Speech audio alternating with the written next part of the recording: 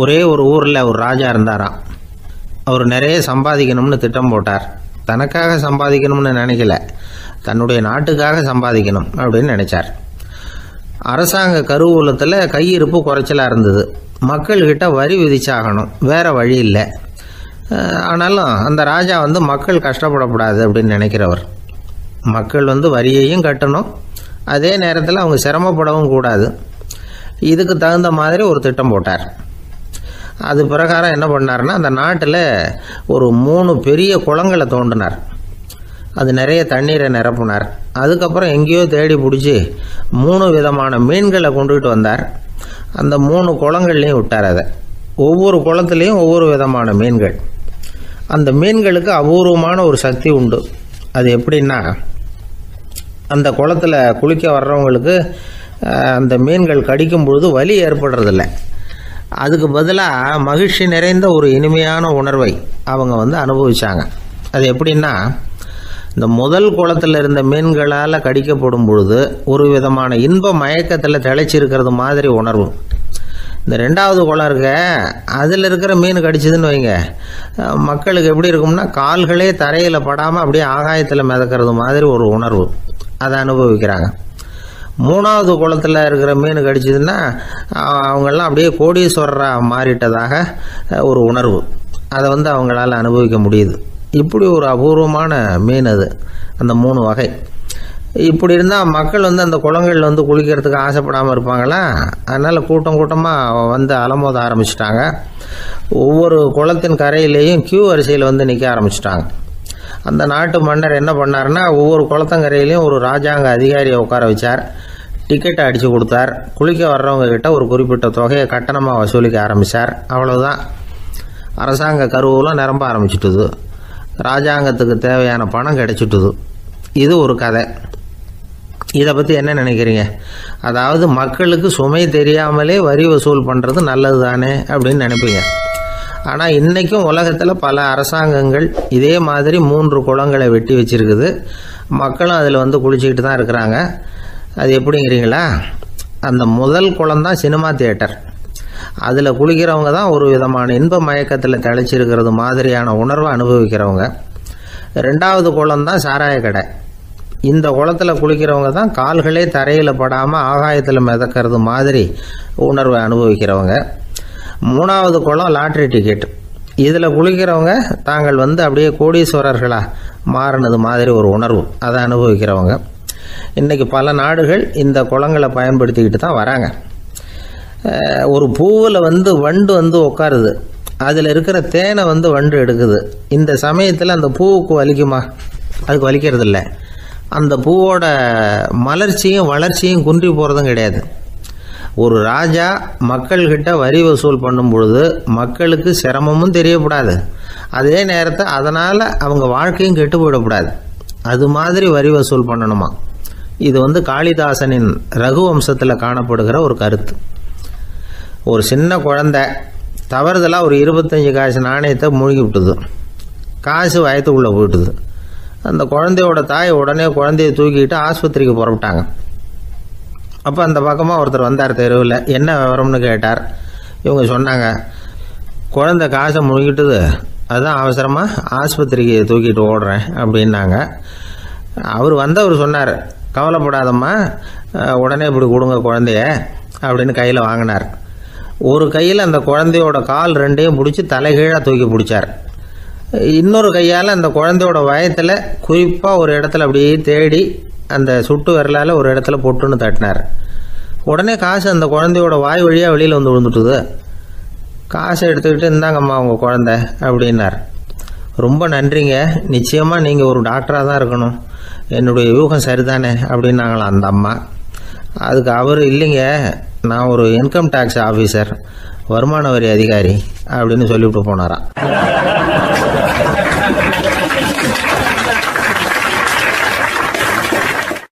ஒரு அம்மா சொல்லுது, அதாவது கணவன் மனைவியாக இருந்துட்டு அப்புறம் விவாகரத்து வாங்கிட்டு அதுக்கப்புறம் அந்த அம்மா பேசுகிறத நேற்று தொலைக்காட்சியில் போட்டாங்க. அது என்ன சொல்லுதுன்னா, நாங்கள் கணவனும் மனைவியாக இருக்கிறப்போ எங்களுக்குள்ளே சண்டை வந்துக்கிட்டு இருந்தது, இப்போ விவாகரத்து வாங்கிட்டு இப்போ நண்பர்களாக இருக்கிறோம், இப்போ சண்டையே வர்றதில்லை எங்களுக்குள்ள. அப்படி பாருங்கள், கணவன் மனைவியாக இருந்தப்போ சண்டை வந்து தான் விவாகரத்து வாங்கினது மறுபடியும் நாங்கள் நல்லபடியாக தான் இருக்கிறோம், ஒன்றும் எங்களுக்கு சண்டை வரல. அப்படி இருக்குது இப்போ காலம் போய்கிட்டு இருக்கு. நேற்று அப்படி ஒரு இது என் கூட வேலை பார்க்குறப்போ ஒரு அம்மா இருந்தாங்க. அவங்க எப்போதும் அவங்க வீட்டுக்காரர் படத்தையே வச்சுருப்பாங்க, கையில் பத்திரமா வச்சுருப்பாங்க. அவ்வளவு மரியாதை மதிப்புன்னு சொல்லி நாங்கள்லாம் அவங்கள பெருசாக நினைப்போம்.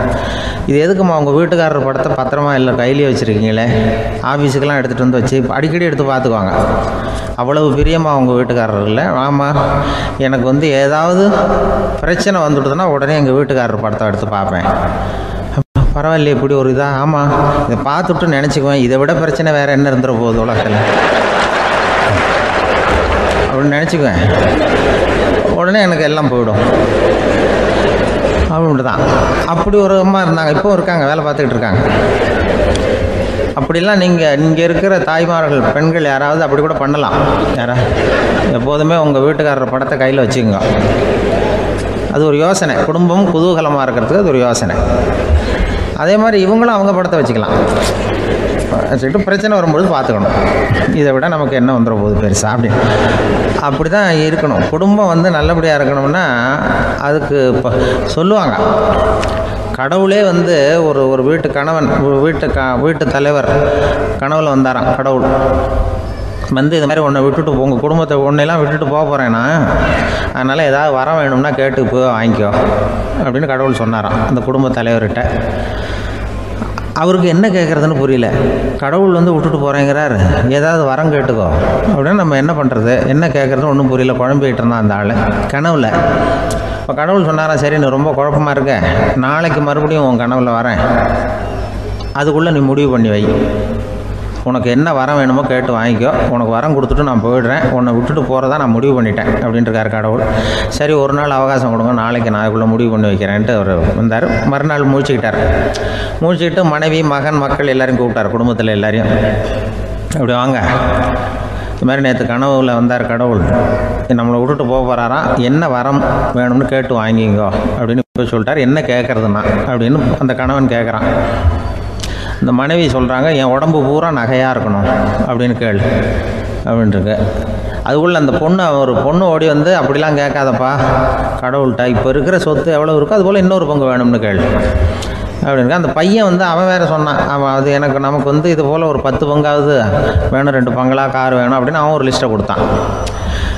இவர் என்ன கேட்குறதுன்னு முடிவு பண்ணுறதுக்குள்ள அங்கே வேலை செய்கிற அம்மா, ஒரு வயசான அம்மா வந்திருக்கு, வேலை செய்கிற அம்மா. அது வந்து சொல்லிச்சான் இவர்கிட்ட, தப்பாரு கடவுள்கிட்ட அப்படிலாம் கேட்காதப்பா, நாளைக்கு வரும்பொழுது என்ன வர வேணும்னா எங்கள் குடும்பத்தில் எல்லாரும் அன்பாக இருக்கணும் பாசமாக இருக்கணும்னு கேட்டு வாங்கிக்கோ வரத்தை, அன்பு பாசம் குடும்பத்தில் எப்போதும் நிலவணும்னு கேட்டு வாங்கிக்கோ, வேற எல்லாம் நம்ம பார்த்துக்கலான்னு இந்த பெரியம்மா சொல்லிச்சான்.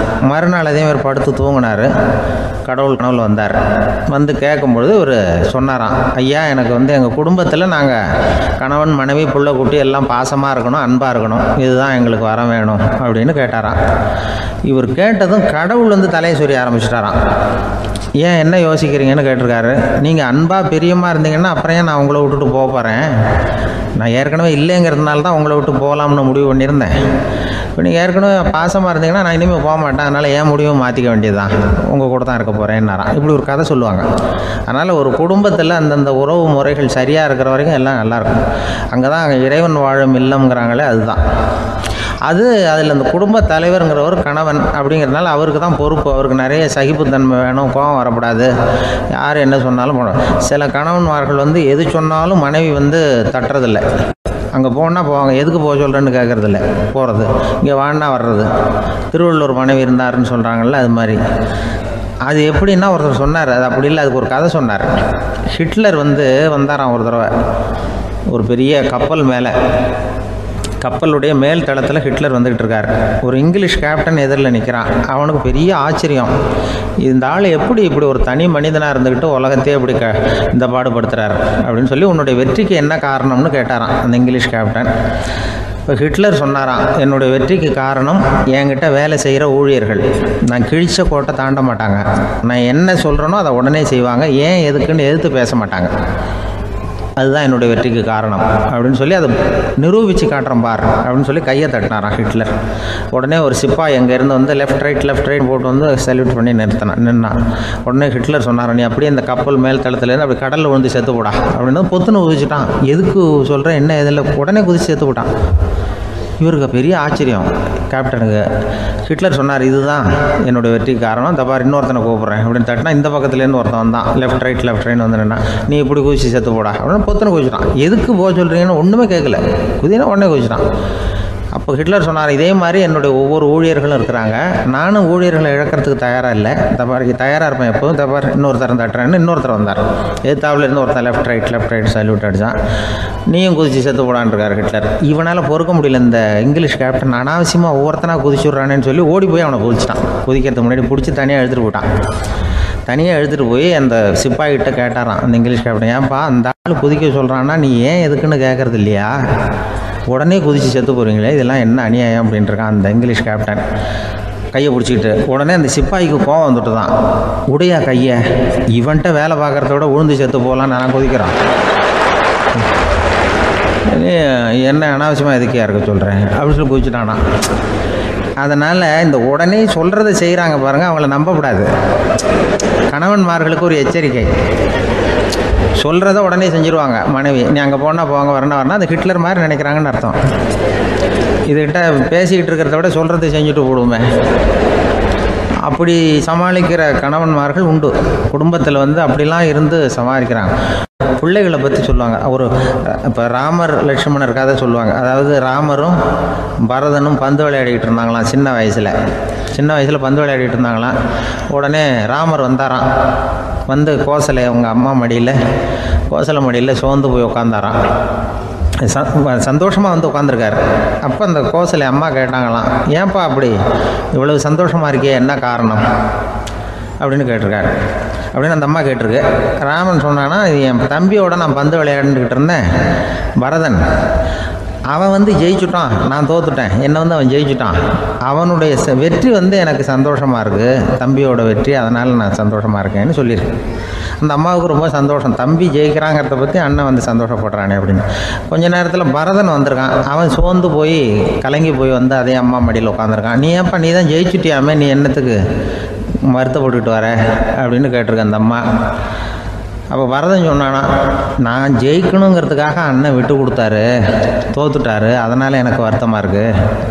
உண்மையில் அவர் தான் ஜெயிச்சிருக்க வேண்டியது, எனக்காக விட்டு கொடுத்தாரு அண்ணன், அதனால் நான் வருத்தப்படுறேன்னா. அப்போ அந்த அம்மா சொல்லிச்சான், இப்படி தான் தம்பியினுடைய வெற்றி அண்ணனை சந்தோஷப்படுத்துது, அண்ணனுடைய தோல்வி வந்து தம்பியை வருத்தப்பட வைக்குது, இப்படி தான் இருக்கணும் அண்ணன் தம்பின்னா, அப்படி தான் குடும்பத்திலையும் இருக்கணும்னு சொல்லி அந்த அம்மா சொன்னதாக சொல்லுவாங்க ராமாயண கதை. அதே போல் இப்போ இதில் வரும், நபிகள் நாயகத்தினுடைய பேரர்கள் பாத்திமாவனுடைய பிள்ளைகள் 2 பேர், ஹசன் ஹுசைன் 2 பேர் நபிகள் நாயகத்தினுடைய பேரன்மார்கள். அன்னை பாத்திமாவனுடைய குழந்தைகள். ஹசனும் ஹுசைனும் பேசிக்கிறதே இல்லையா கொஞ்ச நாள். இந்த அம்மாவுக்கு அதை பார்க்குறாங்க, ஏதோ அண்ணன் தம்பிக்குள்ளே ஏதோ தகராறு போல் இருக்கு, ஏன் பேசிக்க மாட்டேங்கிறாங்க அப்படின்னு சொல்லி அந்த பிள்ளைகளை கூப்பிட்டு வச்சு அந்த அம்மா புத்தி சொல்லிச்சான். இந்த பாருப்பா, நீ வந்து அண்ணன் தம்பிக்குள்ளே இது மாதிரி இருக்கக்கூடாது, உங்கள் பாட்டனார் ஒரு புத்திமதி சொல்லியிருக்காரு, உனக்கு தெரியுமா, ஒரு முஸ்லீம் இன்னொரு முஸ்லீமோடு 3 நாட்களுக்கு மேல் பேசாமல் இருந்தால் அது அவனை கொலை செய்வதற்கு ஒப்பாகும் அப்படின்னு நபிகள் நாயகம் சொல்லியிருக்கார், தெரியுமா உனக்குன்னு அந்த அம்மா சொல்லிச்சான். அப்போ அந்த தம்பிக்காரர் சொன்னாராம், ஹுசைன் சொல்லியிருக்கார், அதுவும் எனக்கு தெரியும். அதே தாத்தா பாட்டனார் என்ன சொல்லியிருக்காருன்னா, அந்த 2 பேரில் யார் முதல்ல சலாம் சொல்கிறாங்களோ, யார் முதல்ல முன்னாடி பேசுகிறாங்களோ அவங்களுக்கு சொர்க்கம் கிடைக்கும், இறைவனுடைய ஆசி கிடைக்கும்னு சொல்லியிருக்கிறார். அந்த ஆசி அண்ணனுக்கு கிடைக்கட்டுமேங்கிறதுக்காக நான் பேசாமல் இருக்கிறேன் அப்படின்னா. அந்த ராமனும் பரதனும் எப்படி இருந்தாங்களோ அப்படி தான் ஹசனும் ஹுசைனும் இருந்திருக்கிறார்கள். அந்த பாசம்தான் குடும்பத்தில் வேணும். வாழ்க்கையில் வெற்றி பெற என்ன வழி, இது ஒரு முக்கியமான கேள்வி. இதுக்கு எல்லாரும் பொதுவாக சொல்கிற ஒரு பதில், உழைச்சா வெற்றி பெறலாம் அப்படிங்கிறது தான். வாழ்க்கையில் வெற்றி பெற உழைப்பு மட்டும் இருந்தால் போதாது, நேர்மையும் வேணும் அப்படிங்கிறார் பால் ஹாஃப்மேன். இவர் யார் தெரியுமா? இவர் ஒரு பெரிய பொருளாதார நிபுணர். 2வது உலகப் போர் முடிஞ்ச சமயம் அப்போ இவர் அமெரிக்காவின் நிதி ஆலோசகராக இருந்தார். தன்னுடைய வாழ்க்கையில் நடந்த பழைய நிகழ்ச்சி ஒன்று அவர் சொன்னார். இளம் வயசில் படித்து முடித்ததும் அவர் வேலை தேடிக்கிட்டு இருந்தாராம். அப்போ ஒரு கால்நடை வைத்தியர்கிட்ட போய் வேலை கேட்டிருக்காரு. இவர் அங்கே போன சமயத்தில் அந்த டாக்டர் தன்னுடைய பழைய கார் ஒன்றை விற்பனை செய்யறதுக்காக வேற ஒருத்தர்கிட்ட பேரம் பேசிக்கிட்டு இருந்தார். வாங்க வந்தவர் இவர்கிட்ட அந்த காரை பற்றின விவரம்லாம் கேட்டுக்கிட்டு இருந்தார். கார் நல்ல நிலைமையில் இருக்குமா அப்படிங்கிற கவலை அவருக்கு. எல்லா விவரங்களையும் கேட்டுக்கிட்டு அவர் கடைசியாக சொன்னார், டாக்டர், இந்த காரை நீங்களே என்னுடைய ஊருக்கு ஓட்டிட்டு வர வேண்டியது. காரு எந்த ரிப்பேரும் ஆகாமல் என்னுடைய ஊருக்கு சேர்ந்துட்டுதுன்னா அங்கேயே நான் பணம் கொடுத்து இந்த காரை வாங்கிக்கிறேன் அப்படின்னாரு. நம்ம கார் அவ்வளோ தூரத்துக்கு வழியில் எந்த கோளாறும் இல்லாமல் போய் சேருமா அப்படிங்கிற சந்தேகம் டாக்டருக்கு. அவர் என்ன செஞ்சார் தெரியுமா? தன்கிட்ட வேலை கேட்டு வந்திருந்த இளைஞர் பால் ஹாஃப்மேனை கூப்பிட்டார். அவர்கிட்ட சொன்னார், இதை பாருப்பா, இந்த காரை நீ அவருடைய ஊர் வரைக்கும் நல்லபடியாக ஓட்டிகிட்டு போய் சேர்த்துட்டீங்கன்னா உனக்கு நான் வேலை கொடுத்து விட்றேன். அது மட்டும் இல்லை, காரு விற்கிற தொகையில் கமிஷனும் கொடுக்குறேன், என்ன சம்மதமா அப்படின்னு கேட்டார். ஹாஃப்மேன் யோசனை பண்ணார். அதுக்கப்புறம் சரின்னு சொல்லி சம்மதிச்சார். கொஞ்ச நேரத்தில் அவரும் கார் வாங்க வந்தவரும் புறப்பட்டாங்க. இவர் ரொம்ப சிரமப்பட்டு வழியில் எங்கேயும் நிறுத்தாமல் காரை ரொம்ப சாமர்த்தியமாக ஓட்டிகிட்டு போய் சேர்த்துட்டார். இவரை அழைச்சிக்கிட்டு வீட்டுக்குள்ளே போனார். அப்புறம் கேட்டார், இதை பார்ப்பா, இப்போ சொல்லு, இந்த காரோட நிலைமை இப்போ எப்படி இருக்குது? உண்மையிலேயே இது நல்ல நிலைமையில் இருக்குதா? உன்னுடைய மனசாட்சிப்படி பதில் சொல் அப்படின்னார். இவரும் உடனே காரு நல்ல நிலைமையில தான் இருக்குது அப்படின்னு சொல்கிறதுக்கு வாயை திறந்தார். அதுக்குள்ள பார்வை எதிரில் உள்ள சுவர் மேலே பட்டுது. அங்கே இயேசுநாதர் படம் ஒன்று மாட்டியிருந்தாங்க. அதுக்கு அடியில் எழுதியிருந்த வாசகம் என்னன்னா, நீ பேசும் ஒவ்வொரு வார்த்தையையும் இயேசு கவனித்து கொண்டிருக்கிறார் அப்படின்னு இருந்தது. அந்த வரிகளை பார்த்தார். உடனே காரு சரியில்லை அப்படிங்கிற உண்மையை சொல்லிவிட்டார். இவர் இப்படி சொன்னதும் இவரை ரொம்ப ஆச்சரியமா பார்த்தார். இவர்கிட்ட இருந்த நேர்மை அவரை சிந்திக்க வச்சது. உன்னுடைய நேர்மையை பாராட்டுறேன், உனக்கு கமிஷன் கிடைக்கணுங்கிறதுக்காகவே நான் இந்த காரை வாங்கிக்கிறேன்னார். இப்போ அவர் திகைச்சு போய் நின்னார். மறுபடியும் அவர் சொன்னார், நீ காரை ஓட்டிட்டு வரும்பொழுதே உன்னுடைய திறமையை பார்த்தேன், உனக்கு விருப்பம் இருந்தால் நீ என்கிட்டயே வேலைக்கு சேர்ந்துடலாம் அப்படின்னார். பால் ஹாஃப்மேன் அவர்கிட்ட வேலைக்கு சேர்ந்தார். படிப்படியாக முன்னேறினார். கடைசியில் பார்த்தீங்கன்னா அமெரிக்காவினுடைய நிதி ஆலோசகராக ஆனார். அதுக்கப்புறம் அவர் அந்த பழைய சம்பவத்தை எப்பவும் மறக்கறதில்ல, அடிக்கடி சொல்றது உண்டு. அதனால இதிலிருந்து நாம் தெரிஞ்ச வேண்டியது என்னன்னா, வாழ்க்கையில் முன்னுக்கு வரணும்னா உழைப்பு மட்டும் போதாது, நேர்மையும் வேணும். ஆனால் இந்த காலத்தில் சிலருடைய நேர்மை நமக்கு ஆச்சரியமாக கூட இருக்கும். ஒருத்தர் புஸ்தக கடை வச்சிருந்தார். ரொம்ப நேரமாக தேடி ஒரு புத்தகத்தை கையில் எடுத்தார். அதுக்கு பில் போட சொன்னார். அந்த புத்தக கடைக்கு வந்த இன்னொருத்தர் பில் போடுறவர், சார், இந்த புத்தகம் மகா அறுவை, மகா மட்டம், இது வேணாம் உங்களுக்கு, வேற ஏதாவது ஒன்று பாருங்கன்னார். புத்தக கடை வச்சிருக்கிறவரே இப்படி சொன்னார். வாங்க வந்தவர் இவர் ஆச்சரியமா பார்த்தார். உங்கள் நேர்மையை பாராட்டுறேன், அது சரி, இந்த புத்தகத்தை ஏற்கனவே நீங்கள் படித்து பார்த்துட்டீங்களான்னு கேட்டார். அதை படித்து வேற பார்க்கணுமான்னார். அப்புறம் எப்படி இது மகா மட்டம்னு சொல்கிறீங்க அப்படின்னார். அதை எழுதினவனே நான் தான் சார் அப்படின்னார் அவர். இது ஒரு விதமான நேர்மை, நேர்மையை ஒத்துக்கிறது. எப்படி இருந்தாலும் வாழ்க்கையில் உழைப்பும் நேர்மையும் உயர்வதற்கு வழிகள். உழைப்பை விட நேர்மை முக்கியம் அப்படிங்கிறத புரிந்து கொண்டால் வாழ்க்கையில் வெற்றி நிச்சயம்.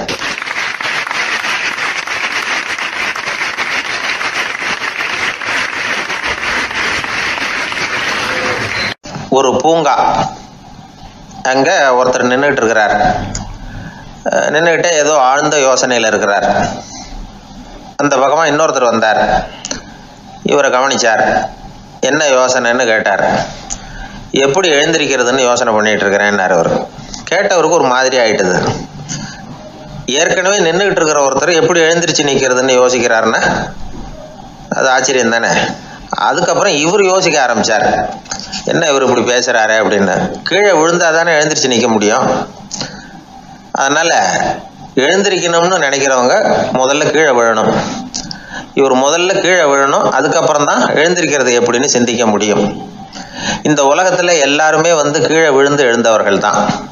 இப்போ இந்த குழந்தை பருவத்தில் கீழே விழாம நடைபயில கற்றுக்கிட்டவங்க யாராவது உண்டா? சின்ன வயசுல ஒரு தடவை கூட கீழே விழலை சார், அப்படியே பிறந்தார் வளர்ந்தார் பெரியவர் ஆயிட்டார் அப்படின்னு யாரையும் சொல்ல முடியாது. அதனால மனுஷங்கிறவன் விழுந்து புரண்டு எழுந்து தான் நடக்க கத்துக்கிறான். ஒரு உண்மையை நாம எல்லாரும் புரிஞ்சுக்கணும்.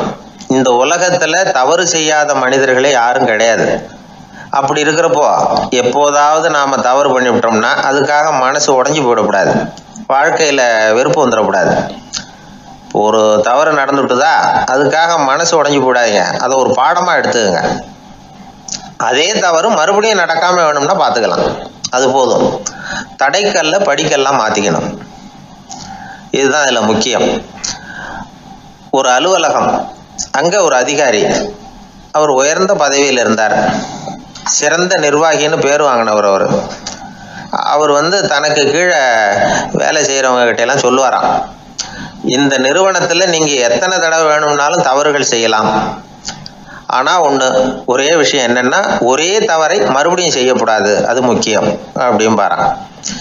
இதை மேம்போக்காக பார்த்தா அவர் ஏதோ தன்னுடைய ஊழியர்களை தவறு செய்ய தூண்டுறது மாதிரி தெரியும், ஆனால் உண்மை அப்படி இல்லை.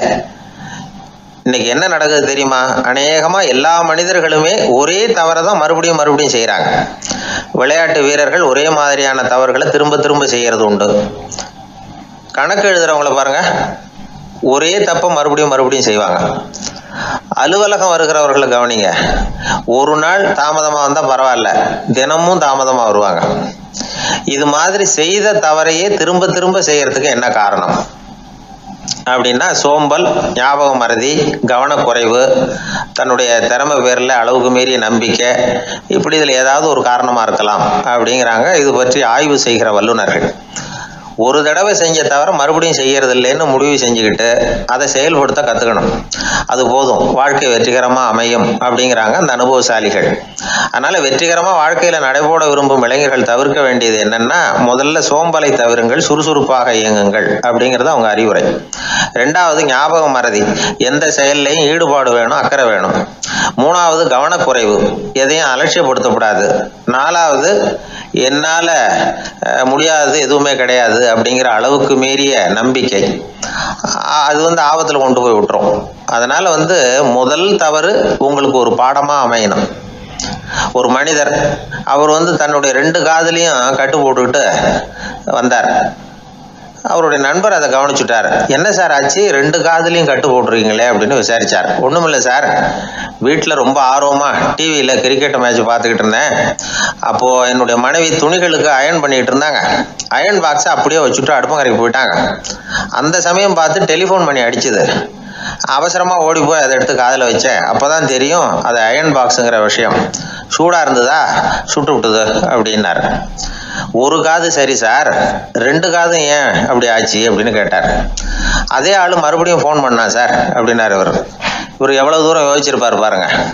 அதனால ஒரு தவறு மறுபடியும் நடக்கக்கூடாது, முதல் தவறு உங்களுக்கு ஒரு பாடமாக அமையட்டும் அப்படிங்கிறது தான் இதுல இருந்து நாம தெரிந்து கொள்ள வேண்டிய கருத்து. அதனால தவறுகள் அதெல்லாம் தடைக்கெல்லாம் நினைக்க வேண்டாம், படிக்கெல்லாம் நினைப்போம். அப்படி நினைச்சோம்னா வாழ்க்கையில வெற்றி நிச்சயம்.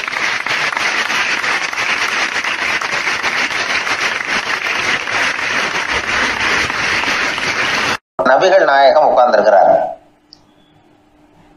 அந்த சமயம் அம்மா அங்க வர்றாங்க. அவங்க கையில திராட்சை பழ கொத்து, அதை கொண்டுகிட்டு நபிகள் கிட்ட கொடுக்குறாங்க. சாப்பிடுங்க அப்படின்னு சொல்லி ரொம்ப அன்பா வேண்டிக்கிறாங்க. நபிகள் நாயகமும் ரொம்ப பிரியமா அதை வாங்கிட்டார். அதுக்கப்புறம் அதை சாப்பிட ஆரம்பிச்சார். நபிகள் நாயகம் மதீனாவில் தங்கி இருந்தப்போ இது மாதிரி நிறைய பேர் பழங்களையும் தின்பண்டங்களையும் கொண்டுட்டு கொடுக்கறது வழக்கம். நபிகள் நாயகம் என்ன பண்ணுவார்னா அதெல்லாம் வாங்குவார். உடனே பக்கத்தில் இருக்கிற தோழர்கள் எல்லாருக்கும் பகிர்ந்து கொடுப்பார், தானும் சாப்பிடுவார். இதுதான் எப்போதும் வழக்கம். ஆனா இந்த தடவை என்னாச்சு தெரியுமா, அவர் அப்படி பண்ணல. ஒவ்வொரு பழமா எடுத்து தானே சாப்பிட்டுக்கிட்டு இருக்கிறார். அவர் விருப்பமா சாப்பிடுகிற காட்சியை ஆசை தீர பார்த்துக்கிட்டு இருந்தாங்க அந்த வயசான அம்மா, அந்த பழத்தை கொடுத்தவங்க. அவங்களுக்கு ரொம்ப மகிழ்ச்சியா இருந்தது, மன நிறைவா இருந்தது. நாம ஆசையா கொண்டுகிட்டு கொடுக்குற பழத்தை நபிகள் நாயகம் இவ்வளவு பிரியமா சாப்பிட்றாரு அப்படின்னு நினைச்சு ரொம்ப சந்தோஷப்பட்டாங்க. அதுக்கப்புறம் அங்க இருந்து அவங்க புறப்பட்டு போயிட்டாங்க. அந்த அம்மா போனதுக்கு அப்புறம் பக்கத்துல இருந்த தோழர்கள் பேச ஆரம்பிச்சாங்க. ஏன்னா அவங்களுக்கு சந்தேகம், இன்னைக்கு வித்தியாசமா நடந்துகிட்டாரே அப்படின்னு. அண்ணலே, எது உங்களுக்கு வந்தாலும் எங்க எல்லாருக்கும் கொடுத்துட்டு தான் நீங்க சாப்பிடுவீங்க, இன்னைக்கு மட்டும் நீங்க அப்படி செய்யலையே, எல்லா பழத்தையும் நீங்களே சாப்பிட்டீங்களே, அதுக்கு என்ன காரணம் அப்படின்னு கேட்டாங்க. இப்படி கேட்கறதுனால நாயகம் அதை தப்பா புரிஞ்சுக்க மாட்டார் அப்படிங்கிறது அவங்களுக்கு தெரியும். யாரும் எதையும் அவர்கிட்ட கேட்கலாம், அப்படி கேட்கறதுக்கு உரிமை உண்டு. இந்த ஜனநாயக முறைகளுக்கு அவர்கள் கொடுத்த மரியாதை இது. தோழர்களின் கேள்விக்கு நபிகள் பதில் சொல்ல ஆரம்பிச்சார். நண்பர்களே, அந்த அம்மா ரொம்ப பிரியமா அந்த பழங்களை என்கிட்ட கொண்டுகிட்டு வந்து கொடுத்தாங்க. முதல்ல ஒரு பழத்தை எடுத்து வாயில போட்டு பார்த்தேன். அது ரொம்ப புளிப்பா இருந்தது, சாப்பிடுறது ரொம்ப கஷ்டம். உங்ககிட்ட யாருக்காவது அதை கொடுத்துருந்தா அதுல வாயில போட்டதும் புளிப்பு தாங்காம முகம் சுழிச்சிருப்பீங்க. அதை அந்த அம்மா பார்த்துட்டாங்கன்னா வருத்தப்பட்டிருப்பாங்க. ஆசையா கொண்டுகிட்டு வந்து நமக்கு கொடுத்துருக்குறாங்க. அவங்க அன்பான மனசை நோகடிக்கிறதுக்கு நான் விருப்பப்படலை. அதனால முகம் சுளிக்காம சாப்பிடணுமேங்கிறதுக்காகத்தான் அந்த பழங்கள் பூராவே நானே சாப்பிட்டுட்டேன் அப்படின்னு புன்முறுவலோட பதில் சொன்னாராம் நபிகள் நாயகம். இன்னொருத்தர் மனசு புண்படக்கூடாதுங்கிறதுக்காக புளிப்பையும் இனிப்பா ஏற்றுக்கொள்ளுகிற பண்பாடு இருக்கு பாருங்க, அது ஒரு பெரிய நாகரிகம். அது எல்லாருக்கும் சுலபமா வந்துடாது. நல்லா இருக்கிற பழத்தையே என்ன இவ்வளவு மோசமா இருக்குன்னு சொல்லுகிறவர்கள் தான் நம்ம கிட்ட அதிகம். இந்த காலத்துல இல்வாழ்க்கையில இந்த நாகரிகத்தை சில பேர் கடைபிடிக்கிறது உண்டு. நல்லா இருக்க இல்லையோ முகம் சுளிக்காம சாப்பிடுவாங்க. ஏன்னு கேட்டா, எதுக்காக சார் வீண் வம்பு, ஏதோ நமக்குன்னு கொடுத்து வச்சது அவ்வளவுதான் அப்படின்னு நினைச்சுக்கிட்டு போக வேண்டியது தானே அப்படிம்பாங்க. இவங்கெல்லாம் கூட ஒரு விதத்துல பண்பாடு தெரிஞ்சவர்கள் தான். ஒரு ஆளு ஊர்லாம் சுத்தி விட்டு கடைசியில அழுத்து போய் ஒரு ஹோட்டலுக்குள்ள நுழைஞ்சானா. ரொம்ப களைப்பா இருந்தது அவனுக்கு. அதனால ரொம்ப களைப்படைஞ்சு போய் ஒரு நாற்காலியில போய் உட்காந்துருக்கிறான். இவனை பார்த்துதான் சர்வர் ஓடி வந்தார். சார் உங்களுக்கு என்ன வேணும்னு கேட்டார். எனக்கு தேவை 2 தோசையும் கொஞ்சம் அன்பான வார்த்தைகளும் அப்படின்னா. சர்வர் உள்ள போனார், 2 தோசையை கொண்டாந்து வச்சார். அன்பான வார்த்தை கேட்டனே அப்படின்னா இவன். சர்வர் ரொம்ப பணிவா குனிஞ்சு இவன் காதோரமா சொன்னார், ஐயா இந்த தோசையை சாப்பிட்றாதீங்க, புளிச்சு போன பழைய மாவு அப்படின்னார். இது பாருங்க, அன்பான வார்த்தையும் 2 தோசையும் கேட்டார், கொண்டாந்து கொடுத்துட்டார். இப்படி இருக்கிறவர்களும் இன்றைய மனிதர்கள்ல அதிகம். அதனால மனிதர்கள் ஒவ்வொருத்தரும் ஒவ்வொரு விதம். நம்ம கிட்ட பிரியமா நடந்துகிறவர்கள் மனம் கோணும்படி நாம் நடந்து கொள்ளக்கூடாது அப்படிங்கிறது தான் நபிகள் நாயகம் அவருடைய செயல் மூலமா நமக்கு உணர்த்தி இருக்கிற வாழ்வியல் உண்மை.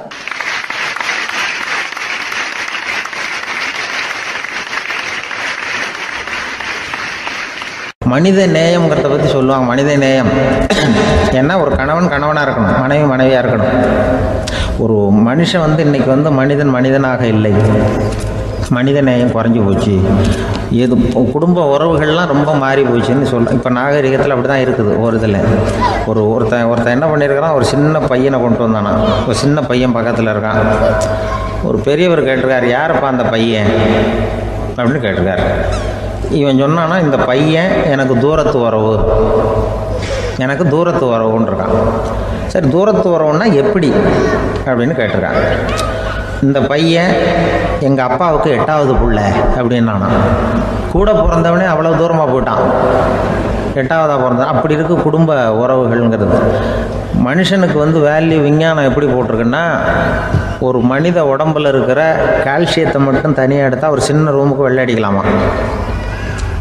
ஒரு மனுஷ உடம்புல இருக்கிற பாஸ்பரஸை மட்டும் தனியாக எடுத்தால் ஒரு 40 நெருப்பு தயார் பண்ணலாம். ஒரு மனுஷ உடம்புல இருக்கிற இந்த கொழுப்பு சத்தை மட்டும் தனியாக எடுத்தால் ஒரு 7 சோப்பு கட்டி தயார் பண்ணலாம். அது மாதிரி ஒரு மனுஷ உடம்புல இருக்கிற இரும்பு சத்தை மட்டும் தனியாக எடுத்தால் ஒரு 2 அங்குல ஆணி 2 செய்யலாம். இவ்வளவுக்கும் விலை போட்டால் 42 ரூபா 50 காசு. இதுதான் மனுஷனுக்கு விஞ்ஞானம் போட்டிருக்கிற விலை. அது எப்போ அது ஒசரும்னா, அவன் மனுஷனாக இருக்கிற வரைக்கும் இருக்கிறப்ப. அதுவும் செத்து போனால் அதுவும் கிடையாது, செத்து போனால் அதுவும் குறைஞ்சிரும்.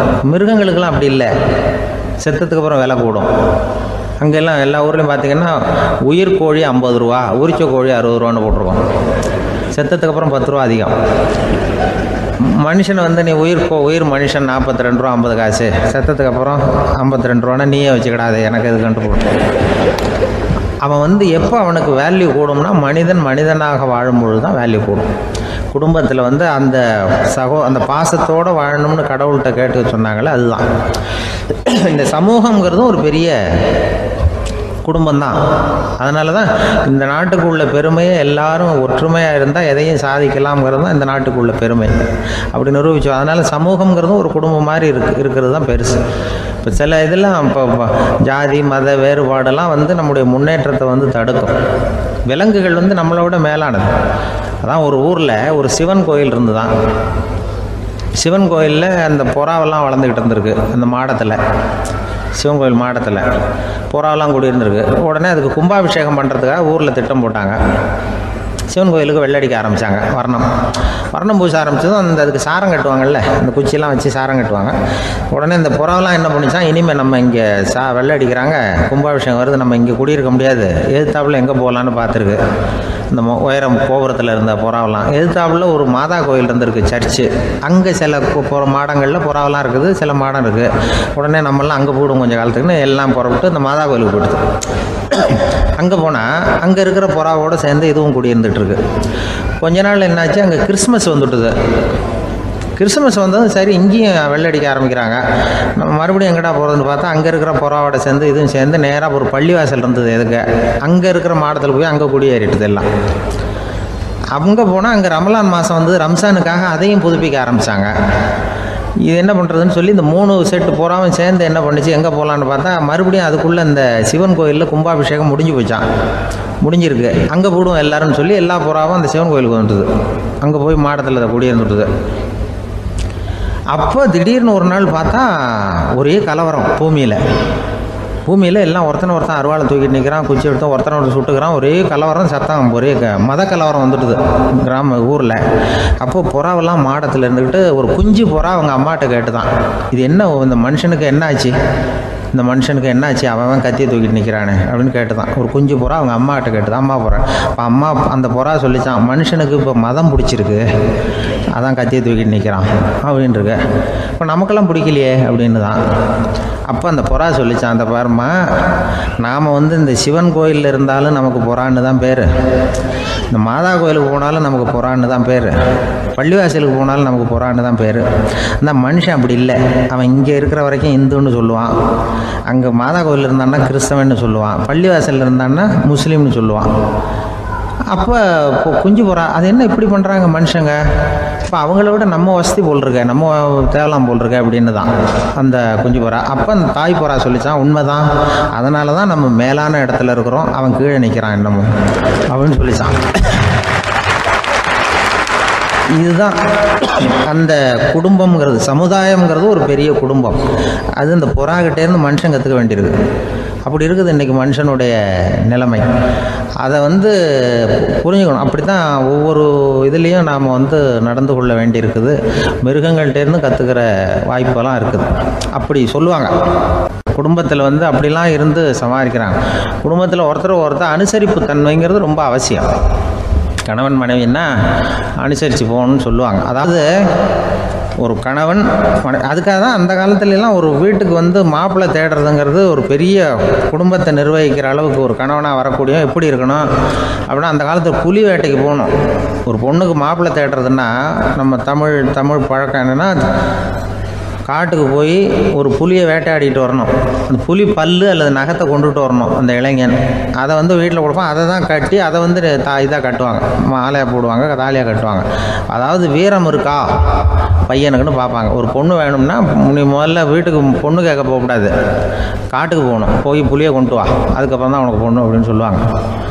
இப்போவெல்லாம் ஏன் போகிறது இல்லைன்னா, இப்போலாம் ஒருத்தனை காட்டுக்கு போய் புலிப்பல் கொண்டு வரனா புலி தான் மாப்பிள்ளையாக வரும். அதனால தான் இப்போ போகிறதில்ல யாரும் காட்டுக்கு. அப்போ பெண்களும் ரொம்ப வீரமாக இருந்தாங்க. பெண்கள் மூலம் அந்த காலத்தில் எப்படின்னா, முறத்தாலேயே புலியை துரத்துவாங்களாம். நம்ம பழைய பாட்டிலெல்லாம் பார்த்துருப்பீங்க, முறத்தால் புலியை விரட்டினாங்கன்னு வரும் பழைய பாட்டு. அந்த அளவுக்கு பெண்களுக்கு வீரம். இப்போ கல்யாணம் ஆகி இந்த காலத்தில் ஒரு கணவனை விரட்டிட்டு வந்தாங்களாம் முறத்தை எடுத்துக்கிட்டு ஒரு மனைவி. அவன் பயந்துட்டு வெளில ஓடி வரான். பின்னாடி முறத்தை எடுத்துகிட்டு அந்த அம்மா ஓடி வருது. இவனை தனியாக பிடிச்சி கொண்டு போய், என்னப்பா இந்த மனைவிட்டு இப்படி பயந்து ஓடி வரையே, முறத்தால் துரத்துறா இப்படி வரையே அப்படின்னு தான் அவன் அப்படியே தடுமாறிக்கிட்டு, அதெல்லாம் ஒன்றும் இல்லை, அவன் என்னை புலியாக நினைக்கிறா அப்படின்னு ஒரு பெருமையாக சொல்லிட்டானான். அந்த காலத்தில் புலியை தான் முறத்தால் விரட்டினாங்க, இப்போ புருஷனை விரட்டுறாங்க அப்படின்னு சொல்லி. அப்படி அந்த காலத்தில் வந்து கணவனுக்கு ஒரு குடும்பத்தை நிர்வகிக்கிற திறமை இருக்கா, உடல் வலிமை தான் முக்கியம். இப்போ கூட மதுரை பக்கத்தில் ஐயாவுக்கு தெரியும், அந்த இளவட்டக்கல்லுன்னு ஒரு ஊர் எல்லையில் கிடக்கும். ஊர் எல்லையில் ஒரு பெரிய கல் கிடக்கும். அந்த ஊருக்கு பொண்ணு கேட்க போகிறவங்க அந்த கல்லை தலைக்கு மேலே தூக்கி காட்டணும். அப்படியே தூக்கி தலைக்கு மேலே வசதி கீழே போடணும். அந்த வலு இருந்தால் தான் நீங்கள் அந்த ஊருக்குள்ளேயே போகலாம், பொண்ணு கேட்குறதுக்கு போகலாம். இல்லைன்னா நீ திரும்பி போக வேண்டியதான். அந்த வலிமை இருக்கா மாப்பிள்ளைன்னு பார்க்குறாங்க. இளவட்டக்கல்லுன்னு பேர். அப்போ என்ன பண்ணாங்கன்னா, ஒரு 1000 வருஷத்துக்கு முன்னாடி அந்த கல்லை தலைக்கு மேலே தூக்கி கீழே போடுவாங்களாம். ஒரு 500 வருஷத்துக்கு முன்னாடி அப்படி கொஞ்சம் தூரம் இடுப்பு அளவுக்கு தூக்கி கீழே போட்டுக்கிட்டு இருந்துருக்குறாங்க. அதுக்கப்புறம் ஒரு 100 வருஷத்துக்கு முன்னாடியெல்லாம் அப்படி முழங்கால அளவுக்கு அப்படி தூக்கி போட்டால் போகிறோம்னு வச்சுருந்தாங்களாம். இப்போ நான் அந்த ஊருக்கு என் கூட பழனிசாமின்னு ஒருத்தர் இருக்கார். அவர் போய், உனக்கு எப்படிப்பா இந்த ஊரில் கல்யாணம் ஆச்சு அப்படின்னா, இப்போலாம் நாங்கள் தொட்டு கும்பிட்டா போகிறோம், அதை அசைக்கிறது கூட இல்லை. அப்படி ஆகிட்டுது. ஒரு குடும்பத்தை கணவனாக வரப்போகிறவனுக்கான தகுதி அந்த காலத்தில் அப்படி இருந்துதான். அப்படி வந்து கணவன் வந்து தேர்ந்தெடுக்கிறது, குடும்ப தலைவனை தேர்ந்தெடுக்கிறது ஒரு பெரிய காரியம். ஒரு பெரிய செல்வந்தர் போட்டி வச்சாராம், ஒரு நீச்சல் குளம், அதில் யார் வேணாலும் குதித்து அந்த பக்கம் போய் கரையேறலாம். அந்த நீச்சல் குளத்தில் விஷப்பாம்புலாம் கிடக்கு.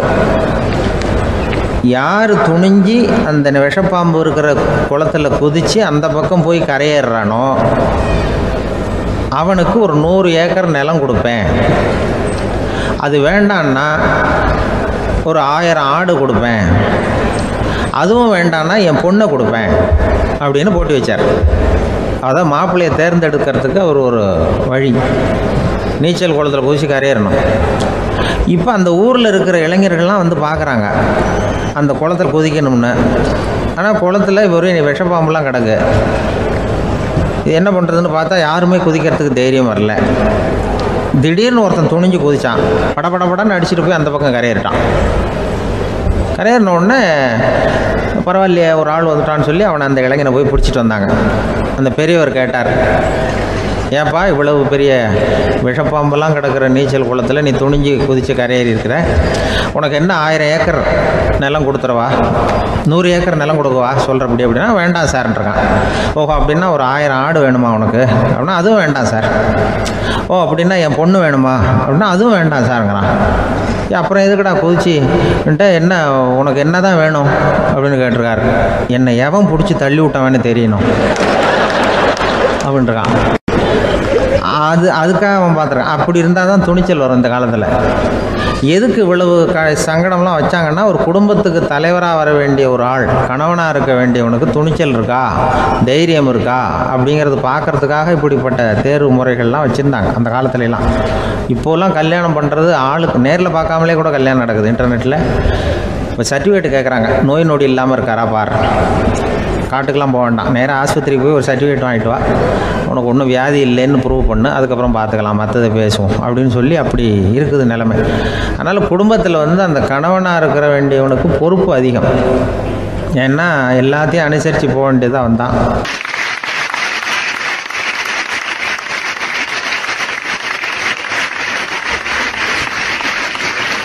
ஒரு ஆள் இருந்தார். விலங்குகள் பேரில் அவருக்கு ரொம்பவும் பிரியம். அதனால் தன்னுடைய வீட்டில் ஒரு நாயை வளர்த்தார். அதே மாதிரி கழுதையையும் வளர்த்தார். அந்த கழுதை அவர் வீட்டு கொல்லை பக்கத்தில் நின்றுக்கிட்டு இருக்கும். ஏதாவது பொதி சுமக்கிற வேலை இருந்ததுன்னா அதை கவனிச்சிக்கும். அந்த நாய் வந்து வீட்டுக்குள்ளே இருக்கும். நாய்க்கு அந்த வீட்டில் ராஜ உபசாரம் தான். அதுக்கு அந்த வீட்டில் ஏகப்பட்ட மரியாதை. குளிக்கிறதுக்கு தனியாக சோப்பு, 2 வேளையும் பால், பிஸ்கட்டு, மத்தியானம் சாப்பாடு. அதுக்கு ஏதாவது உடம்பு சரியில்லைன்னா உடனே ஆஸ்பத்திரி வைத்தியம். ரொம்ப கொடுத்து வச்ச நாய். அந்த வீட்டு தலைவர் வெளியில் அப்படியே நடைப்பயிற்சி போனால் கூடவே இதுவும் போகும். அவர் மட்டும் தனியாக எங்கேயாவது வெளியில் போயிட்டு வந்தால் வீட்டுக்கு வந்த உடனே அந்த நாய் அவர்கிட்ட ஓடி வரும். அப்படியே எழும்பி முன்னங்கால் 2ஐயும் அவர் தோள் மேலே போட்டுக்கும். அவர் சிரிச்சுக்கிட்டே தலையில் செல்லமாக தட்டுவார். அவர் ஈசி சேரில் சாஞ்சிக்கிட்டு டிவி பார்ப்பார், பேப்பர் படிப்பார். அப்போலாம் அந்த நாய் அவருடைய காலடியில் படுத்துக்கும். அப்போ கூட அவர் தலையை செல்லமாக தடவி கொடுப்பார். அந்த நாய் படுக்கிறதுக்குன்னே ஒரு மெத்தை, சில சமயம் அது அங்கே இருக்கிற மேஜை நாற்காலி மேலே கூட ஏறி விளையாடும், சோஃபாவில் ஏறி உட்காந்துக்கும். இவ்வளவு செல்வாக்காக வளர்ந்தது அந்த நாய். இதையெல்லாம் அந்த கழுதை பார்த்துக்கிட்டே இருக்குது கொல்லை பக்கத்தில் இருந்து. பார்த்துட்டு அது யோசிக்க ஆரம்பிச்சுதான், என்ன இது, இந்த வீட்டில் நாம தான் கழுதையாக உழைக்கிறோம், பொதி சுமக்கிறோம், நமக்கு ஒரு நல்ல சாப்பாடு கிடையாது, படுக்கை கிடையாது, ஒரு நாளாவது நம்ம தலையையோ முதுகையோ தடவி கொடுத்தது கிடையாது. ஆனால் அந்த நாய் இந்த வீட்டுக்காக ஒரு துரும்ப கூட அசைச்சதில்லை. அதை போய் இந்த வீட்டில் உள்ளவங்க இப்படி தலையில் வச்சு தாங்குறாங்களே அப்படின்னு யோசிச்சுதான் அந்த கழுதை. ரொம்ப நேரம் யோசிச்சுவிட்டு அதுக்கப்புறம் ஒரு முடிவுக்கு வந்திருக்குது. சரி, இனிமேல் நாமளும் அந்த நாய் மாதிரியே நடந்து பார்ப்போம், அது மாதிரியே பிஹேவ் பண்ணுவோம், அப்போவாவது நமக்கும் அந்த மரியாதை கிடைக்குதா பார்க்கலாம் அப்படின்னு ஒரு திட்டம் போட்டுது மனசுக்குள்ள. உடனே அந்த திட்டத்தை செயல்படுத்தவும் ஆரம்பிச்சது. அதாவது அந்த வீட்டில் அந்த நாய் என்னென்ன செய்யுதோ அதையெல்லாம் இதுவும் செய்ய ஆரம்பிச்சுட்டுது. அந்த வீட்டு எஜமான் எங்கேயோ வெளியில் சுற்றி விட்டு ரொம்ப அசந்து போய் வீட்டுக்கு திரும்பி வந்துக்கிட்டு இருந்தான். உடனே இந்த கழுதை என்ன பண்ணிச்சு தெரியுமா, அவங்ககிட்ட ஓடி போச்சு. ஓடி போய் அந்த நாய் என்ன பண்ணுமோ அது மாதிரியே பண்ணிச்சு. அதாவது அந்த ஆள் தோல் மேலே தன்னுடைய முன்னங்கால் ரெண்டையும் தூக்கி போட்டுவிடுது. அந்த ஆள் பயந்து போயிட்டான்.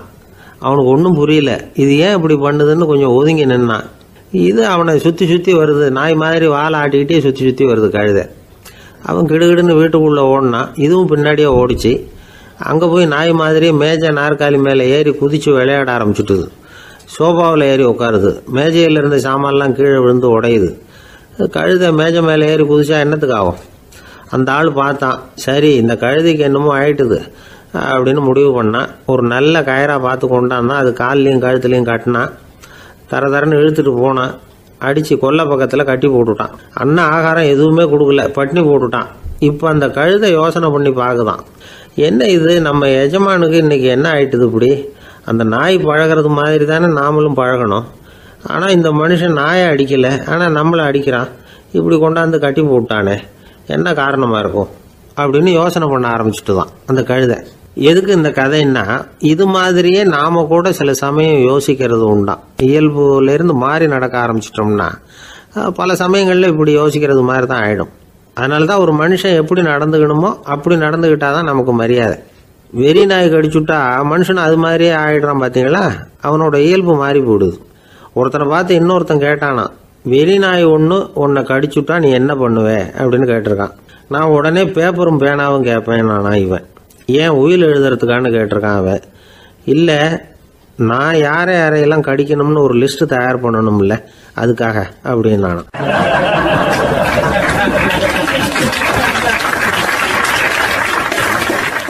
அந்த காலத்துல எல்லாம் படிக்கிறதுங்கிறது எப்படி தெரியுமா, குருகுல வாசம் செஞ்சு படிக்கணும். ஆசிரியருங்கிறவர் ஆசிரமத்தில் இருப்பார். அங்கே போய் அவருக்கு தொண்டுகள் செய்யணும், துணிகள்லாம் துவைச்சி போடணும், தூங்கும்போது காலை பிடிச்சி விடணும், புழுக்கமாக இருந்தால் விசிறி மட்டை எடுத்து விசிறணும். அப்படியே அப்பப்போ அவர் சொல்லிக் கொடுக்குற பாடத்தையும் கற்றுக்கணும். அவர் சொல்லிக் கொடுக்குற பாடங்களை ஓலைச்சுவடிகளில் எழுதிக்கணும். இதுதான் குருகுல வாசம்ங்கிறது. இப்போ மாதிரிலாம் கிடையாது. ஆக குருகுல வாசம்ங்கிறது மனசையும் பண்படுத்தும், அறிவையும் பண்படுத்தும். அப்படி ஒரு பயிற்சி அது. அந்த காலத்தில் பஞ்சபாண்டவர்கள் ஒரு குருகுலத்தில் படிக்க போனாங்களாம். ஏற்கனவே அங்கே ஒரு 15 பேர் இருந்திருக்கிறாங்க. இவங்களையும் சேர்த்து மொத்தம் 20 பேர். எல்லாரும் ரொம்ப ஆர்வத்தோடு அங்கே தங்கி படிச்சுக்கிட்டு இருக்கிறாங்க. 2 வருஷம் ஓடி போச்சு. எல்லாரும் ஊருக்கு திரும்ப வேண்டிய நேரம். ஆசிரியர் ஒவ்வொருத்தராக கூப்பிட்டார். இது வரைக்கும் என்ன கற்றுக்கிட்ட அப்படின்னு கேட்டார். அவங்க தாங்கள் எழுதி வச்சிருந்ததை சொன்னாங்க, கற்றுக்கிட்டதை சொன்னாங்க. அங்கே படிக்க வந்தவங்க எல்லாருமே புத்திசாலிகள். அது மட்டும் இல்லை, பல பேர் அரச குடும்பத்தை சேர்ந்தவங்க, இளவரசர்களாக வேற இருக்கிறவங்க. அதனால் அவங்கக்கிட்ட அபாரமான கல்வி அறிவை எதிர்பார்த்தார். ஒருத்தன் வந்தான், தான் எழுதி வச்சிருந்த சரித்திர பாடம் பூராவையும் படித்து காட்டினான். இன்னொருத்தன் வந்தான், தான் எழுதி வச்சிருந்த பூகோள பாடம் பூராவையும் படித்து காட்டினான். இப்படி ஒவ்வொருத்தராக அவங்க படித்தது என்னங்கிறத படித்து காட்டிவிட்டு போனாங்க. கடைசியாக தர்மர் வந்தார். பேசாமல் நிற்கிறார். தன் கையில் இருந்த ஓலைச்சுவடி கேட்டால் அவர் பிரிக்கவே இல்லை. ஆசிரியர் இவர்கிட்ட தான் அதிகமாக எதிர்பார்த்தார். ஆனால் இவரும் பேசாமல் நின்றுட்டு இருக்கிறார். நீ என்ன கற்றுக்கிட்ட சொல்லு, ஓலைச்சுவடியை பிரித்து படினார் அந்த முனிவர். தர்மர் அசையவே இல்லை. மெதுவாக சொன்னார், ஐயா, நான் கற்றுக்கிட்டது ஒன்றே ஒன்று தான். அதுதான் வாழ்க்கையில் எனக்கு ரொம்ப முக்கியமான பாடமாக அமையும் அப்படின்னார். என்னது, என்கிட்ட 2 வருஷ காலமாக படிச்சு விட்டு கடைசியில் கற்றுக்கிட்டது ஒன்று தானா அப்படின்னார் முனிவர். அவருக்கு ஒன்றும் புரியல. மற்ற மாணவர்களை விட இவர் பண்புகளில் உயர்ந்தவர், அறிவில் சிறந்தவர், வயசில் முதிர்ந்தவர். இவரே இப்படி சொன்னால் மற்றவங்க நிலைமை என்னத்துக்கு ஆறுது, அவங்க ரொம்பவும் கெட்டு போயிடுவாங்களே அப்படின்னு அவர் யோசனை பண்ணார். தர்மா, நல்லா யோசனை பண்ணி பதில் சொல்லு. 2 வருஷமாக நீ கற்றுக்கிட்டது என்ன அப்படின்னு தானே நான் கேட்குறேன், அதை கொஞ்சம் யோசனை பண்ணி சொல்லுன்னார் முனிவர் கொஞ்சம் கோபமா. தர்மர் முகத்தில் எந்த மாறுதலுமே இல்லை. இல்லையா, 2 வருஷமாக நான் கற்றுக்கிட்ட முக்கியமான பாடம் ஒன்று தான்னார். இப்போ அந்த முனிவருக்கு கோபம் அதிகமாக வந்துடுச்சு. ஏன்பா, உனக்கு வெக்கமா இல்லையா? உன்னை விட வயசில் குறைஞ்சவங்க எவ்வளவு பாடம் கற்றுக்கிட்டு இருக்கிறாங்க, எவ்வளவு விரிவாக அவங்க படித்து காட்டினாங்க. நீயும் கூட நிறைய குறித்து வச்சிருக்கிற போல இருக்கு, அதை ஏன் பிரித்து படிக்கக்கூடாது அப்படின்னார். ஐயா, நான் சொல்கிறது உங்களுக்கு ஏமாற்றமாக இருந்தால் என்னை மன்னிக்கணும். நான் ரொம்ப முக்கியமாக கற்றுக்கிட்டு இருக்கிறது ஒன்று தான், மற்ற எதையும் சொல்கிறதுக்கு விரும்பலைன்னார். மாணவர்கள்லாம் சிரிச்சுட்டாங்க. முனிவருக்கு கோபம் அளவுக்கு மீறி வந்துட்டு ஓங்கி அரைஞ்சு விட்டார் தருமரை அவர் கன்னத்தில்.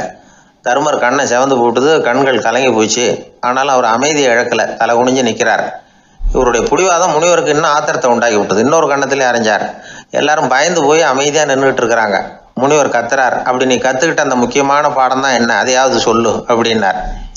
ஐயா, அதை மட்டும் ஒரு ஓலைச்சுவடியில் தனியாக குறித்து வச்சிருக்கிறேன், இந்தாங்க, இதை நீங்களே படித்து பாருங்கன்னார். தருமர் ஓலைச்சுவடியை நீட்டினார். முனிவர் அதை வாங்கி பிரித்தார், சத்தம் போட்டு படித்தார்.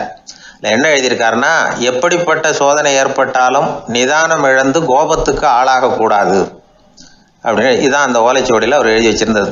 அந்த ஒரு கணத்திலேயே முனிவரும் எல்லா மாணவர்களும் தர்மரை புரிஞ்சுக்கிட்டாங்களாம். அவர் கற்றுக்கிட்டது ஏட்டு சுரக்காய் இல்லை, வாழ்க்கையில் பயன்படக்கூடிய முக்கியமான அனுபவ பாடம். முனிவர் கண்களில் கண்ணீர். தர்மரை அன்போடு கட்டி தழுவிக்கிட்டார். அப்புறம் சொன்னார், தர்மா, என்னை மன்னிச்சுரு, நீ மாணவன் இல்லை, ஆசிரியன். நான் இது வரைக்கும் தெரிஞ்சிக்காத அனுபவ பாடத்தை நீ இப்போ எனக்கு கற்றுக் கொடுத்துட்ட அப்படின்னு சொன்னாராம். அதனால் நிதானம் தவறக்கூடாதுங்கிறது ரொம்ப முக்கியமான ஒரு செய்தி. ஒரு ஆசிரியர் மாணவனை ஒரு கன்னத்தில் ஓங்கி அரைஞ்சுட்டார். இவன் நிதானம் தவறல, அமைதியாக நின்றுக்கிட்டு இருந்தான். அவர் ஒரு தடவை அரைஞ்சதும் எப்படி உன்னால் நிதானம் தவறாமல் இருக்க முடிஞ்சுது அப்படின்னு கேட்டாங்க நண்பர்கள். அவன் சொன்னான், நான் நிதானம் தவறி இருந்தா எங்கள் வாத்தியார் இன்னொரு கன்னத்துலேயும் அரைஞ்சிருப்பார், அது அதை விட பலமாக இருக்கும், அதனால தான் நான் அப்படி இருந்தேன் அப்படின்னு நானா. ஆக நாம் தெரிந்து கொள்ள வேண்டியது, வாழ்க்கையில் நிதானம் தவறாமல் இருக்க வேண்டும். அதுதான் வெற்றியின் ரகசியம்.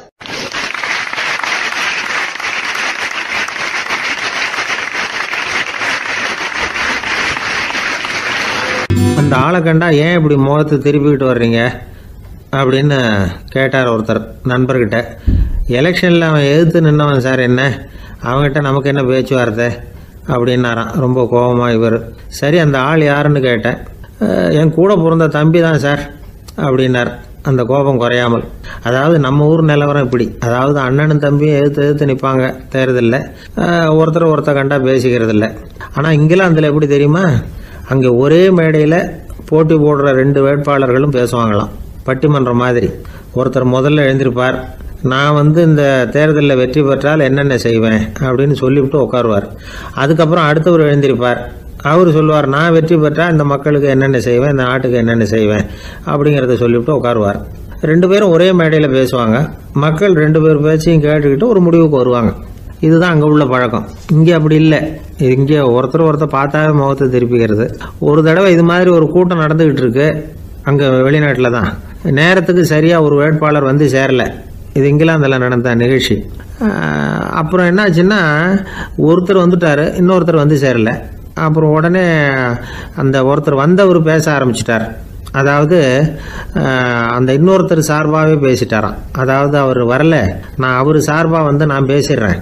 அதாவது அவர் ஜெயிச்சுட்டா அவர் என்னென்ன செய்வார் இந்த நாட்டுக்கு அப்படின்னு சொல்லி அவர் பக்கத்தில் உள்ள நியாயத்தை எடுத்து இவரே சொல்லிட்டாராம். இப்படிலாம் அங்கே நடந்துதான். இது எப்பேற்பட்ட தேர்தல் பண்பாடு பாருங்கள்.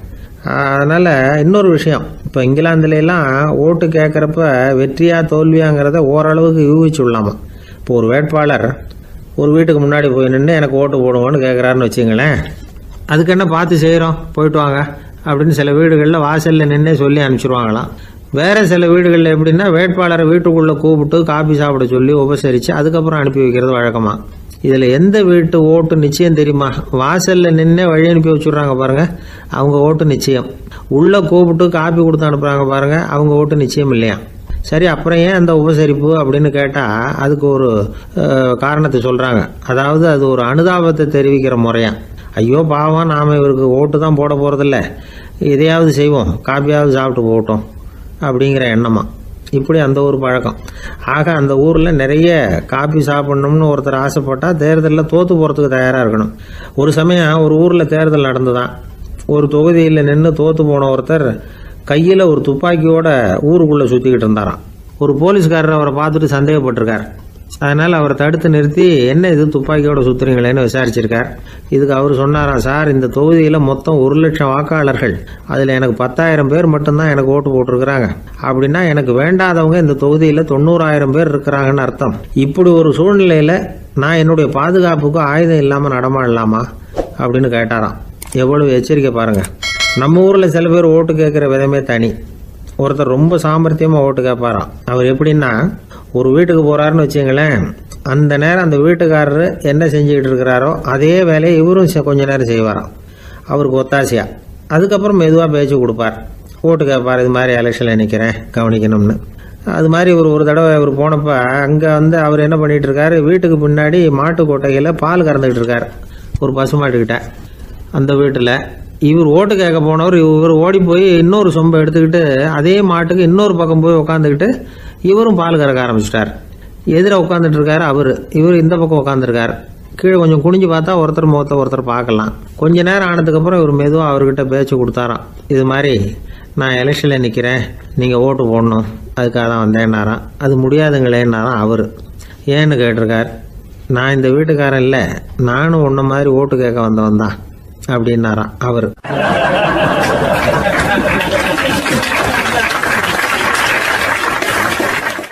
எதிர்காலத்தை நினைச்சா எனக்கு ரொம்ப பயமா இருக்கு சார் அப்படின்னு சொல்றவங்க நிறைய பேர் இருக்கிறாங்க. அதாவது பயப்படாத மனிதர்கள்னு யாருமே கிடையாது.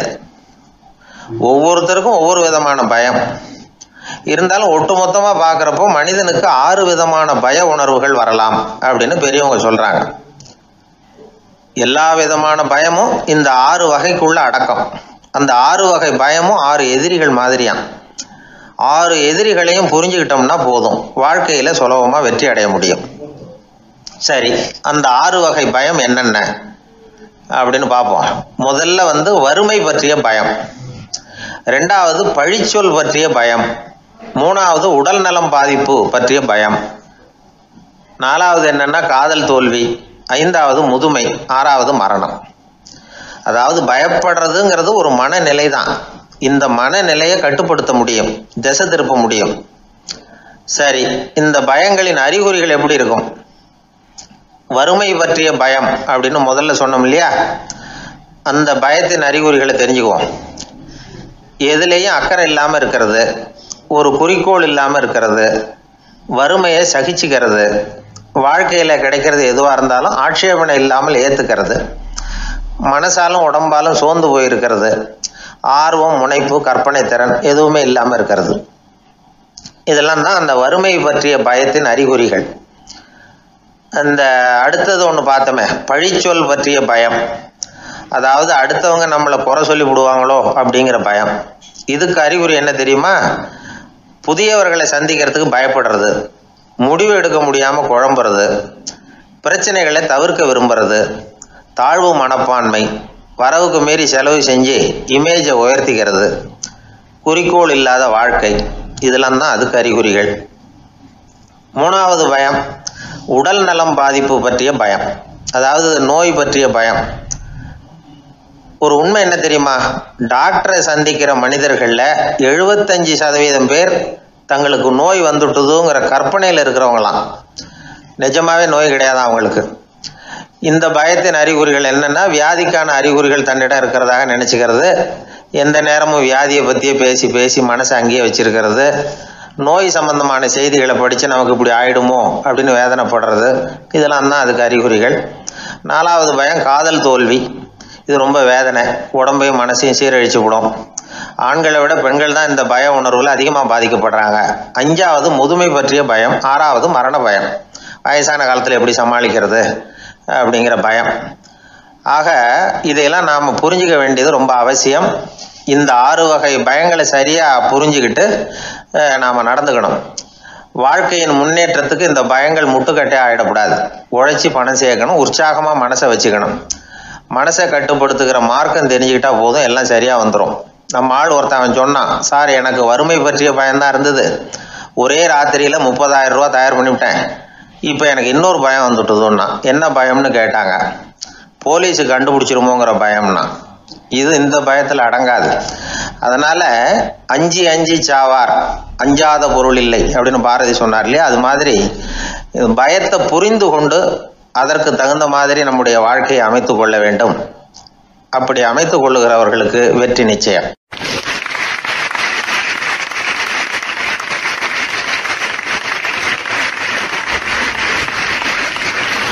1816 வருஷம் செப்டம்பர் மாதம் 11 பிரான்ஸ் தேசத்தில் உள்ள ஒரு மருத்துவமனை. அங்கே ஒரு இளம் டாக்டர் கொஞ்ச நாளைக்கு முன்னாடி தான் அந்த ஆஸ்பத்திரியில் புதுசாக வேலைக்கு சேர்ந்துருக்கிறார். அவர் பேர் ரெனே லெனக். அவர் அன்னைக்கு காலையில் அந்த மருத்துவமனையில் அப்படியே ரவுண்ட்ஸ் வந்துக்கிட்டு இருக்கிறார். வார்டில் ஒரு படுக்கையில் ஒரு இளம் பெண் படுத்திருக்கிறார். அந்த பொண்ணுக்கு இருதய நோயாக இருக்கலாம்ங்கிறது மற்ற டாக்டர்கள் சந்தேகம். அந்த காலத்துல எல்லாம் ஒருத்தருடைய இருதய துடிப்பை தெரிஞ்சுக்கணும்னா நோயாளியின் மார்பில் டாக்டர் காதை வச்சு பார்த்து தான் தெரிஞ்சுக்கிறது வழக்கம். ஆனால் இந்த பெண்ணும் இளம் பெண், அந்த டாக்டரும் புதுசாக சேர்ந்துருக்கிறவர். அதனால் பரிசோதனை பண்ண தயங்கினார். கொஞ்ச நேரம் யோசனை பண்ணார். திடீர்னு ஒரு ஞாபகம் வந்தது அவருக்கு. அதாவது அன்னைக்கு விடியற் காலையில் தோட்டத்தில் அப்படி வாக்கிங் போயிட்டு இருந்தப்போ சின்ன பசங்கள்லாம் ஒரு மரக்கட்டை வச்சு விளையாடிக்கிட்டு இருந்தாங்களாம். அதை இவர் பார்த்துருக்கிறார். அது என்ன விளையாட்டுனா, ஒரு நீளமான மரப்பலகை, அதில் ஒரு முனையில் ஒரு பையன் தன்னுடைய காதை வச்சுக்கிட்டு இருக்கிறான், மறுமுனையில் இன்னொரு பையன் அந்த மரப்பலகையை ஒரு ஆணியால் கீறிக்கிட்டு இருக்கிறான். ஒரு முனையில் ஆணியால் கீறும் பொழுது மறுமுனையில் காதை வச்சிருக்கிற பையனுக்கு அந்த சத்தம் துல்லியமாக கேட்குது. அந்த டாக்டருக்கு காலையில் பார்த்த இந்த விளையாட்டு ஞாபகத்துக்கு வந்துட்டுது. உடனே என்ன பண்ணார் தெரியுமா? ஒரு நீளமான காகிதத்தை எடுத்தார். அதை அப்படியே உருளை மாதிரி உருட்டினார். ஒரு முனையை அந்த நோயாளியின் மார்பில் இடது பக்கம் வச்சார், இன்னொரு முனையில் தன்னுடைய காதை வச்சார். என்ன ஆச்சரியம்! நோயாளியின் மார்பில் நேரடியாக காதை வச்சு கேட்குறத விட துல்லியமாக கேட்டுது இதய துடிப்பு. இதய துடிப்பு மட்டும் இல்லை, மூச்சு இழுத்து விடுறது, திரவ பொருள்களின் அசைவு, எல்லா சத்தமும் தெளிவாக கேட்குது. கிரேக்க மொழியில் ஸ்டெத்தாஸ் அப்படின்னா மார்பு, ஸ்கோப்பின் அப்படின்னா பார்ப்பதுன்னு அர்த்தம். அதனால் டாக்டர் ரெனே லெனக் தான் கண்டுபிடிச்ச கருவிக்கு ஸ்டெத்தஸ்கோப் அப்படின்னு பேர் வச்சார். அவரே முதல் மாடலையும் செஞ்சார். அளவு ரொம்ப பெருசாக இருந்தது, சுலபமாக எடுத்துகிட்டு போகிறது கஷ்டம், அது அவ்வளோ கஷ்டமாக இருந்தது அது.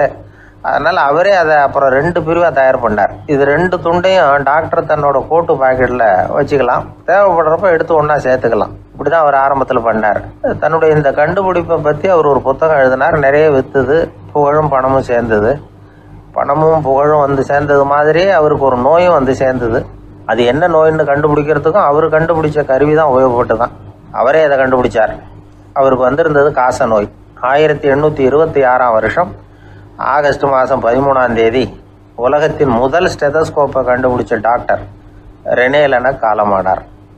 அவர் சாகிறதுக்கு முன்னாடி மரத்தால் செஞ்சு வச்சுருந்த ஸ்டெதஸ்கோப்பை தனக்கு வேண்டியப்பட்ட ஒரு டாக்டர்கிட்ட கொடுத்து, என்னுடைய சொத்துக்கள்லேயே ரொம்ப வசந்தது அப்படின்னு சொன்னாராம். அதுக்கப்புறம் 3 வெள்ளைக்காரங்க சேர்ந்து இந்த கருவியில் சில மாற்றங்களை பண்ணாங்க. ஆனால் 1829 லண்டனில் டாக்டர் நிக்கோலஸுங்கிறவர் ஒரு காதால் இதய துடிப்பை கேட்குறத விட டாக்டர் 2 காதாலையும் கேட்குறது தான் சரியாக இருக்கும் அப்படின்னு ஒரு கருத்தை வெளியிட்டார். அதுக்கப்புறம் ரொம்ப காலம் கழித்து 1852 ஜார்ஜ் காமான் அப்படிங்கிறவர் ரப்பர் டியூப்களை உபயோகப்படுத்தி 2 காதாலையும் கேட்குற மாதிரி ஒரு புதிய வடிவத்தை அதுக்கு கொடுத்தார். அதுக்கு பிறகு அது படிப்படியாக எவ்வளவோ மாற்றங்கள் இருந்தாலும் ஆரம்பத்தில் டாக்டர் ரெனே லெனக் உருவாக்கின அடிப்படை மாடலை யாரும் மாற்றி அமைக்கலைங்கிறது தான் முக்கியமான விஷயம். நமக்கு தெரிஞ்ச ஒரு ஆஸ்பத்திரி, அதில் ஒரு நோயாளி, காலை நேரத்தில் நர்ஸு அந்த பக்கமாக போயிட்டு இருந்தாங்க. அதை பார்த்துட்டு ஒரு நர்ஸுன்னு கத்துறாரு. நர்ஸு அவசரமாக ஓடி என்ன விஷயம்னு கேட்டாங்க.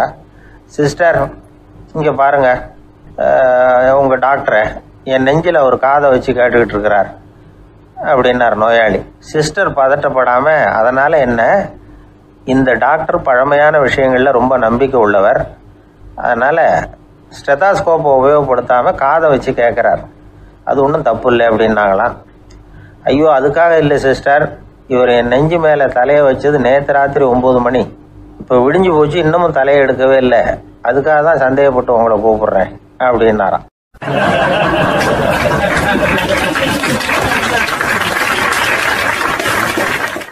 ஏங்க எங்கே போயிட்டு வரீங்க அப்படின்னு கேட்டேன். எனக்கு வேண்டப்பட்ட ஒருத்தரை பார்த்து. ஆஸ்பத்திரிக்குன்னார். எந்த ஆஸ்பத்திரிக்குன்னே? மாட்டு ஆஸ்பத்திரிக்குன்னார். என்ன விஷயம்னே? மாமனாருக்கு உடம்பு சரியில்லை, அதுதான் மாட்டு ஆஸ்பத்திரிக்கு போயிட்டு வரேன்னார். அட பாவி, அதுக்கு அந்த ஆஸ்பத்திரிக்கா போவாங்க அப்படின்னு ஆச்சரியமா. அட அது இல்லைப்பா, முதல்ல எங்கள் குடும்ப டாக்டர் தான் தேடிக்கிட்டு போனேன். அவர் அந்த நேரத்தில் அவர் வளர்க்குற நாய்க்குட்டிக்கு உடம்பு சரியில்லைன்னு சொல்லி அதை தூக்கிக்கிட்டு மாட்டு ஆஸ்பத்திரிக்கு போயிட்டாராம் சொன்னாங்க. அதனால் அங்கே போய் அவரை சந்தித்து விஷயத்தை சொல்லிவிட்டு வர்றேன்னார். அப்புறம் தான் எனக்கு கொஞ்சம் நிம்மதியாக இருந்தது. பொதுவாக நமக்கு தெரிஞ்ச வரையில் டாக்டர்கள் 2 வகை. நமக்கு வைத்தியம் பண்ணுற டாக்டர்கள் ஒரு வகை, நம்மக்கிட்ட இருக்கிற ஆடு மாடு கோழிக்கு வைத்தியம் பண்ணுற டாக்டர்கள் ஒரு வகை. இப்போ தான் எனக்கு தெரியும் இன்னொரு வகையான டாக்டர்களும் உண்டுங்கிறது. அது யாருன்னா பூச்சிகளுக்கு வைத்தியம் பண்ணுற டாக்டர்கள், அதாவது பூச்சி டாக்டர்கள். வெளிநாடுகளில் அப்படிலாம் கூட சில பேர் இருக்கிறாங்க. பிரிட்டனில் யார்க்ஷயர் வட்டாரத்தில் ராதர்ஹாம் அப்படின்னு ஒரு ஊர், அங்கே ஒரு விலங்கியல் மருத்துவர் பேர் டாக்டர் லான்ஸ் ஜெப்சன். அவர் ஆஸ்பத்திரி வாசலில் பார்த்தீங்கன்னா தினமும் நிறைய பேர் நின்றுக்கிட்டு இருப்பாங்க. கையில் கண்ணாடி குடுவை, தகர டப்பா இப்படி ஏதாவது இருக்கும், அதுக்குள்ளே ஏதாவது பூச்சிகள் இருக்கும். அதுக்கு வைத்தியம் பண்ணுறதுக்காக வந்தவங்க தான் அவங்க எல்லாம். சிலந்தி பூச்சி, பல்லி, தேளு, பாம்பு அப்படி ஏதாவது இருக்கும். பொழுதுபோக்காக சில பேர் நாய், பூனை, கிளி, மைனா, புறா இப்படி ஏதாவது வளர்க்குறாங்கல்ல, அது மாதிரி இப்போல்லாம் தேளு, பல்லி, பாம்பு, பூச்சி இதையெல்லாம் வளர்க்க ஆரம்பிச்சிட்டாங்களாம். இது ஒரு புது ஃபேஷன். இப்போ கூண்டுக்குள்ளே டப்பாக்குள்ளே போட்டு வளர்க்குறது, அதுக்கு ஏதாவது நோய் வந்துட்டுதுன்னா வைத்தியம் பண்ணுறதுக்கு டாக்டர்கிட்ட வந்துட வேண்டியது, இப்படி இந்த பழக்கம்லாம் நிறையா வந்துட்டுது. ரத்தம் உறிஞ்சிற அட்டைகள் கூட இவங்ககிட்ட வைத்தியத்துக்கு வருதான். சிலந்திகளில் செங்கால் சிலந்தின்னு ஒரு வகை. மத்திய அமெரிக்க காடுகளில் இது அதிகம். சிலந்திகள்லேயே ரொம்ப விலை உசந்தது இந்த ரகம்தான். கால்களில் சிவப்பு கோடுகள் இருக்கும். இந்த இனம் இப்போ குறைஞ்சிக்கிட்டே வர்றதுனால சர்வதேச விதிகளின்படி இவற்றின் ஏற்றுமதி இறக்குமதிக்கு தடை விதிக்கப்பட்டிருக்குது. அதனால் இதை வளர்க்குறவங்க வீட்டுக்குள்ளேயே இனவிருத்தி மூலமாக பெருக்கி விற்பனை பண்ணிட்டு வராங்களாம். அந்த வகை சிலந்திகள் தான் இப்போ வைத்தியத்துக்கு அதிகமாக வருதான். சரி, இதுக்கெல்லாம் எப்படி வைத்தியம் பண்ணுறாங்க?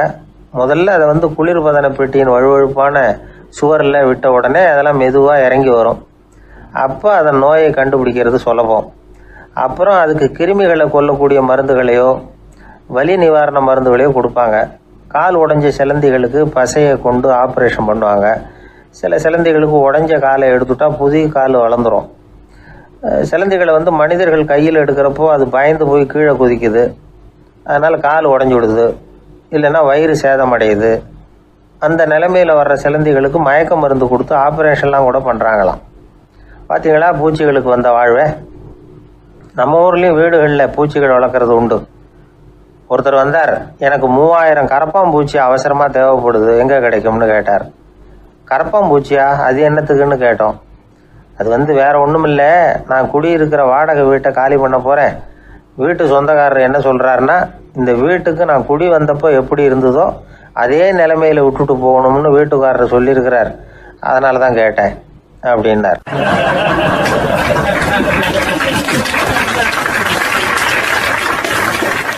உலகத்தில் எது எதுக்கும் ஆராய்ச்சி கூடங்கள் இருக்குதுல்ல, அது மாதிரி தூக்கத்தை பற்றி ஆராய்ச்சி பண்ணுறதுக்கு ஒரு ஆராய்ச்சி கூடம் இருக்குது.